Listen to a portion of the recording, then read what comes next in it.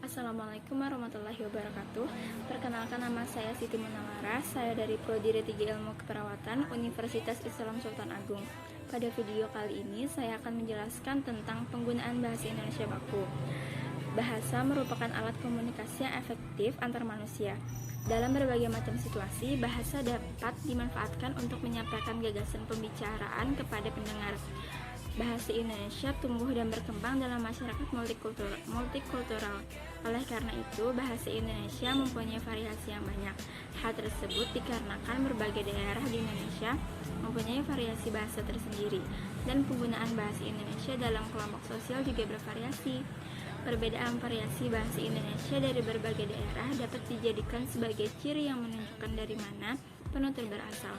Tetapi di sisi lain,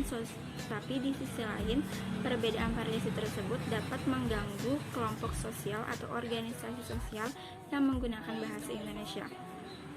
Oleh karena itu, untuk kepentingan keduanya diperlukan adanya bahasa baku yang dapat digunakan dimanapun dan dapat dipahami oleh semua masyarakat Indonesia.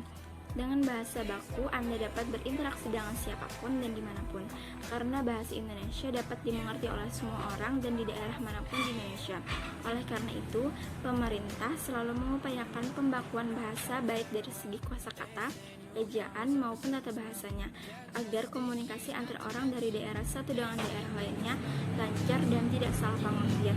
Bahasa baku mempunyai 4 fungsi, yaitu yang pertama, sebagai pemersatu.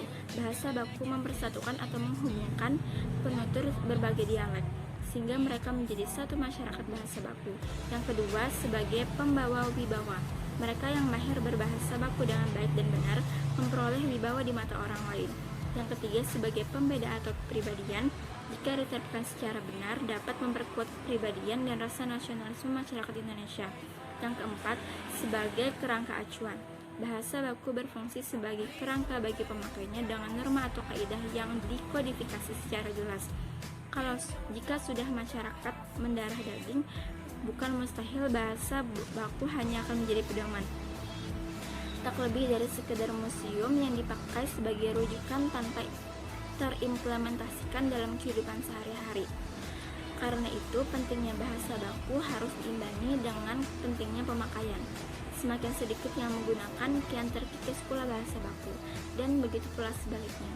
Mohon maaf apabila ada salah-salah kata dan juga kekurangan dalam materi saya. Saya akhiri dengan semua assalamualaikum warahmatullahi wabarakatuh.